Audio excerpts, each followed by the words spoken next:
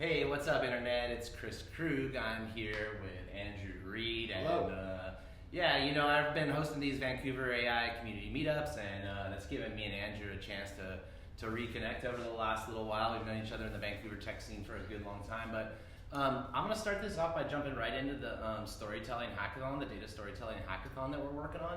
And then I'd love to, just get to know you a little bit more and what you're doing around here. You're just telling me about AI Day here at your company, and even with a little bit before I cut you off, I already got questions and stuff. But hey, what's up with this Data Storytelling Hackathon we're doing? Yeah, I mean, I showed up at one of them in the fall, and then went to another, and I had this sort of interesting moment of maybe clarity where seeing the diverse group of people that you're able to curate, where you've got hyper creative people from academia, people from the corporate world.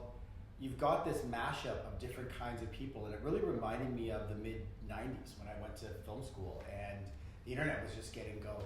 And so I just kind of felt like, what interesting viewpoints these people would have. And so what if and I'm in the market research data collection business, so I spent a lot of time helping brands understand their customers better.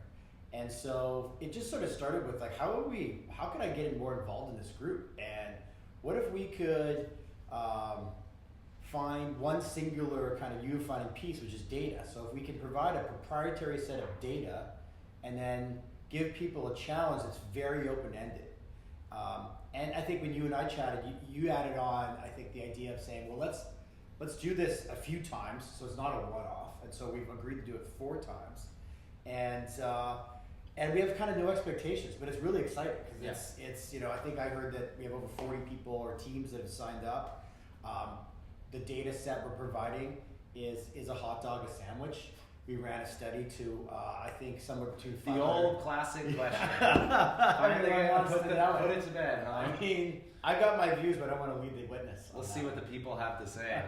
No, so it's so cool. So yeah, we've assembled this pretty sweet community of AI hackers and builders and experimenters and researchers and stuff. And so we're launching this hackathon into this community where you're like, hey, what are the new ways to tell stories around data? So we do research in these traditional methods, but there's all these new, from train a model on it to make a. I mean, everyone's done that. There's the deep fakes. There's the make this into a podcast, and I find the podcast is all the ones I play with are like slightly too cheesy. That's where I'm thinking that we'll probably get some riffs on that. I don't know, maybe people are gonna do some spoken word thing or turn it into a song. I have no idea. I think the reality is— What happens today when you'll do a study, you'll get your data back, and then what, you build a PowerPoint?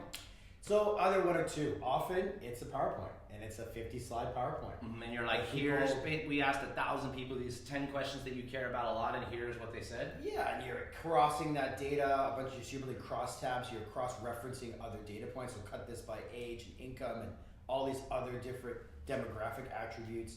That, and then obviously dashboarding tech like Tableau. Yep. We have an integration with a piece of technology called SciSense that we have in ours, so you can set up these beautiful custom dashboards. We have some cool little mobile top-line views, and then we have some of our own AI tooling, but it's all very much what you would expect.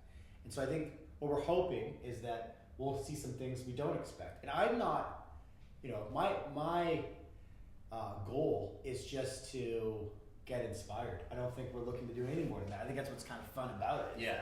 We'll see where this goes and whether we can, whether we learn something, and maybe we'll put guardrails on for phase 2, 3, and 4. Maybe we'll leave it wide open.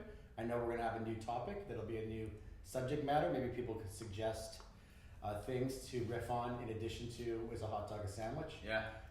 Maybe we should do a poll on that when we post this. You mentioned we got some of our own AI tools, and I know this is just something that you've been consumed with lately, is just trying to understand the space and how you can use it in your own CEO life, but also how your company can integrate new ways of thinking and methodologies around ML, AI, and even just storytelling stuff. Talk to me a little bit about your AI journey. You started a lab part of your company that's doing some AI stuff, and you mentioned AI days around here. We really got going in 2018, and so we have a software company called Rival Technologies, and we have a services company called Reach 3 Insights. What was interesting is that we're not that old. We're a 7-year-old company, but I felt like if we're going to drive on this AI bus, we need to be in a place where we don't have to have the same process you would traditionally have in software development, meaning having to like ideate and then write stories and then groom those stories and do spikes. And it's like, I find in this world, we'll sit down with an idea and then the next day we're looking at an actual live prototype of that idea. And we've skipped all those pieces. So the lab's idea, part of it was just to make sure that we would not mess ourselves up or slow ourselves down, and we'd have that freedom. It also allowed our security compliance team to be cool with us experimenting with stuff and not having to be like always in there making sure everyone's wearing their seatbelts, because this game's going so fast that I don't think that's the right way to go. Have you thought about or experimented at all with like synthetic audiences? Yes, thought about it a lot. I researched it a lot, and we will likely be coming up with a synthetic agent.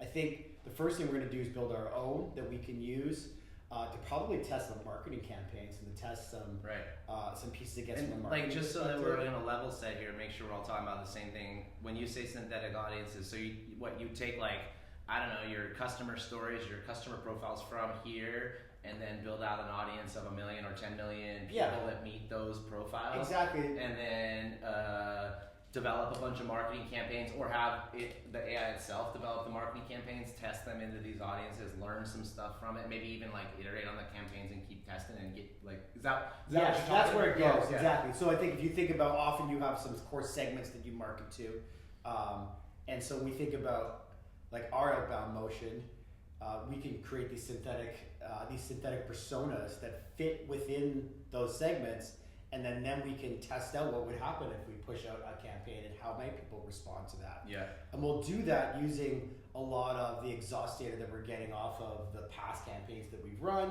We'll do that using data and markers we get from customer satisfaction surveys that we send out, that kind of thing.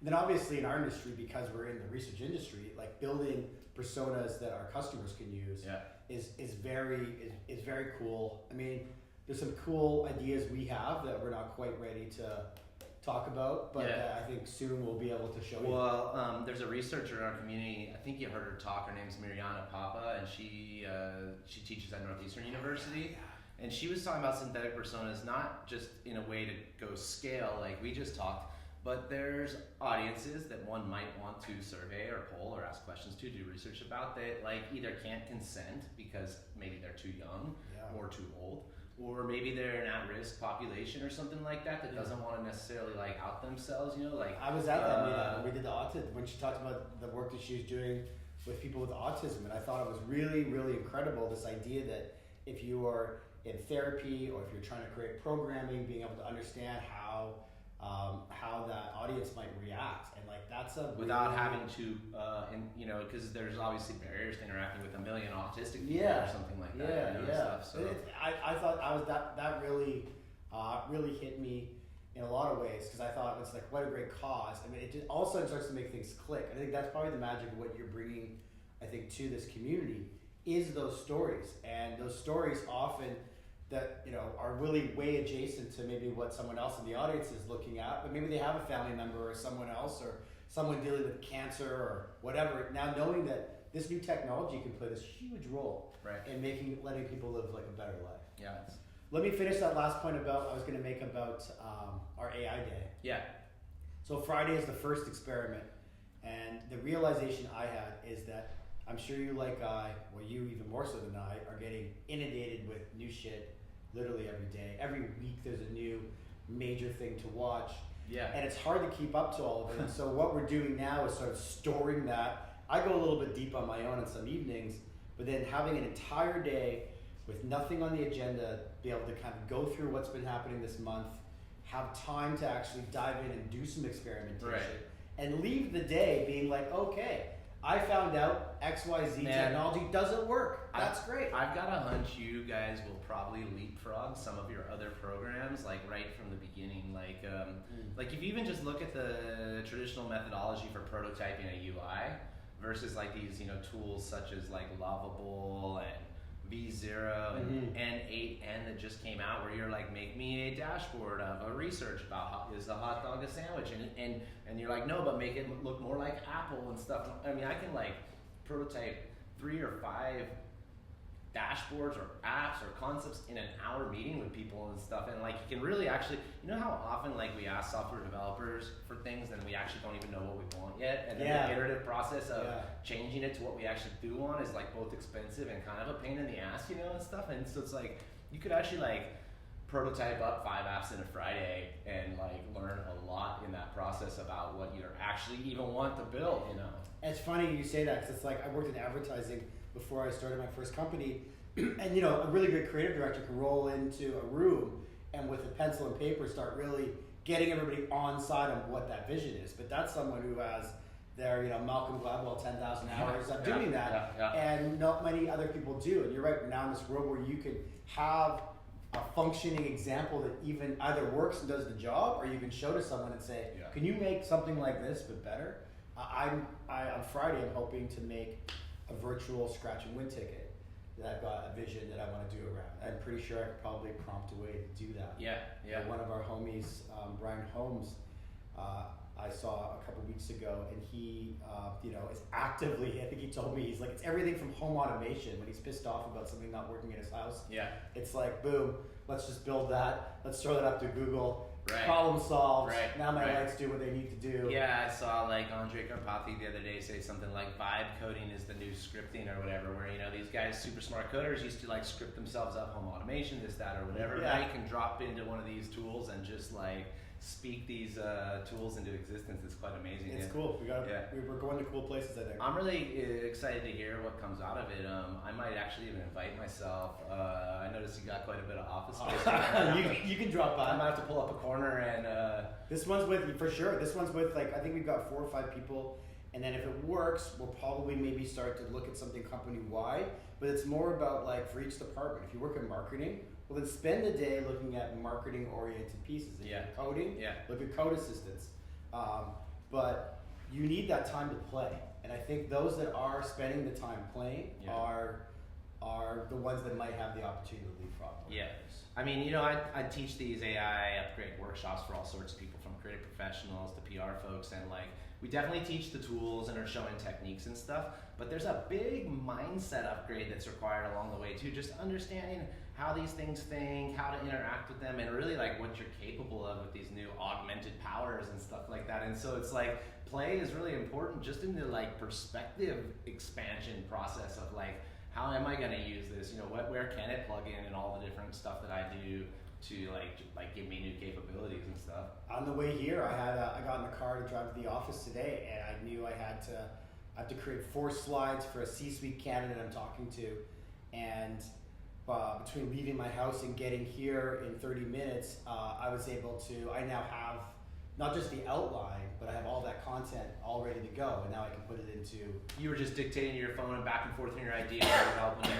I dumped like an email exchange into Super Grok before I got in the car. I was like, I'll talk to you when I get in the car, and then, you know, I had her read me out what those 4 were, and we worked through them. I would then have her go out and do some research and get some data points and come back to those and refine. My hack is that I treat AI voice assistants like you would treat an unruly 17-year-old teenager. Like, don't talk to them with a lot of respect. Cut them off, because they're kind of long-winded. They often lie. And so I am not, if you sit in the car alone with me, it's like, stop, I didn't say that. No. But it works for me. And I'm finding that my productivity levels are like easily doubled right now with just simple little things like that. Not with some new fandangled app. It's just, I'm just using one of the basics. But just thinking, and you're right, it's about that. Well, you're doing some pretty intermediate things by like feeding it some knowledge to begin with, and then using your voice to back and forth with it along the way, you know, while you're doing other stuff. You know, I think a lot of people kind of sit down to dumb GPT, I call it, just like a blank window there, and they start typing in question and answer machines like you would to Google, and that's just skimming across the surface of what's possible, really. You know? And I've learned a lot watching, you know, you shared some of what you've been doing with some of the custom GPTs you're building and how you think about prompting and setting them up, and so that framework is really helpful. It's really like, you really have to set the context of what you want, and you're starting from this blank sheet of paper. You're right. Some people just enter in the question. They don't realize that you can say that, you know, you're a Sequoia investment banker. With 2 trillion under management. Yeah, exactly. And you currently are worried about economic uncertainty, and you have this pitch that you've been invited to. Now, like, you know, be a dick to me and treat me like that person would, and you can have a great conversation. The be a dick to me thing is very interesting. I've written a bunch of bots, as you know, GPTs and stuff. This one I got, I call it Spectre.ai, and it was meant to be like a journaling and mental health kind of coach or whatever, where it's got 10 or 12 personas, and I feed my journals into it, and it, you know, does some analysis and whatever. But of those voices, the one that is the most awesome is Harsh Critic. Oh yeah? Yeah, it's got like psychologist, loving girlfriend, nutritionist, branding expert, and then Harsh Critic. Like, that's the one I want to talk to, you know. He's a self-righteous asshole. You know, and I end a lot of my prompting too with, okay, what are my blind spots, or what don't I know that I don't know, that kind of thing. That whole like critic, dick. Yeah, it can be really, blind spot. But that can be great. I mean, I think those that want actual growth can get that, and can get that in abundance. So yeah, man. Cool. What else you been messing with the things? You messed with any of the music generation stuff? No, I have some friends that are, and I've heard some stuff that was like, I mean, Me and my homies don't even leave voicemails for each other anymore. We leave like rap battle songs. Do you put it in? Yeah. Oh, that's so good. Yeah, I mean, we've done a lot of like the classic stuff. We do a lot of like, if I'm at like a restaurant with people and we start talking and we get into some funny theme, usually by the end of the dinner, we've like created some custom logo for some dumb theme that we have. Yeah. We've like, now AI's written some story about our mission statement for this, you know, BS idea that we came up with. One of my homies, his idea, cheers to Nolan, the other night was trading cards for dogs. And so, you know, we can use AI and we can go really far with that. People go to the park, right? You meet each other with dogs. Yeah, your little dogs for trading cards for dogs. There's a cute little something running around out here. I definitely want its collectible card, man.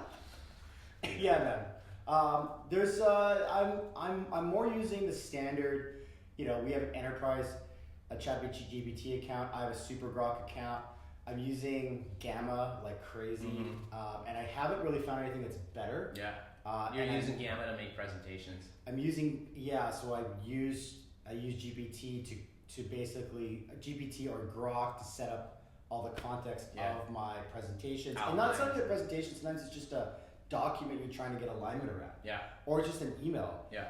And then I'll use Gamma to like then make that a little bit more visually appealing. Yeah. And then I'll pull that maybe back into like Adobe or back into PowerPoint and tweak it a bit. Yeah, yeah. And then often you can get an output with a bit of work with 2 hours that may look like it took you 20 hours. Right, or had a team. Yeah, I mean it's funny. We used to like, you know, people that have beautiful presentations also have too much time on their hands, and so like there's this fine line between how do you make information like dissectable and easy to understand and comprehend. But not too pretty, and I find it's doing a pretty good job. Yeah, I mean that's a part of the whole question we're asking the Data Storytelling Hackathon, really, right? Like how much beauty and embellishment and emotional, qualitative content makes it more awesome versus, you know, how do we efficiently convey the results of this stuff, you know? So the reality that a lot of people suck at active listening. And when you're looking and talking about data, sometimes it's even harder. And so I think the criteria was like in 4 minutes max, how do you get to something that someone's like, oh, I actually can maybe regurgitate what this person said or what the idea was.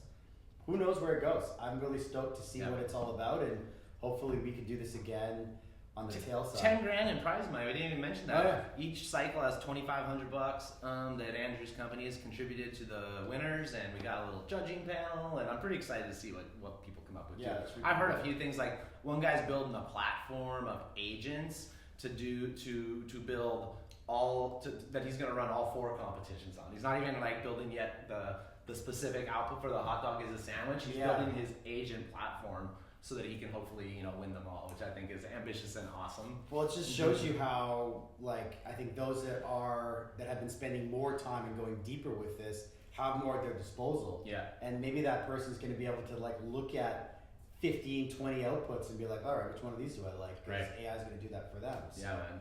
It's such an exciting time. I've always had that like Ray Kurzweil sort of abundance around technology, that same view that technology is going to make the world a better place, and this is a pretty interesting time for us to be where we're at. I'll even say at the age we're at, because I've face planted enough times, I've learned enough, I've seen some arcs that this one here, I think I might react to differently if I was 20 or if I was 70. Being 48 is pretty cool. Right. Yeah, cool, man. Hey, I appreciate your time today, like laying out some more info about the program, and you can hit me up for questions. I'll either answer myself or route to Andrew. Come to the meetup. We're doing a info session at the next meetup where we're going to explain some more details. We've got other people from Rival who are going to walk through some of the data and stuff. And thanks for thanks for putting your money where your mouth is and support community. Happy to do it. All right. KK, Andrew Reid, over and out from Rival Technologies in Vancouver. Cheers.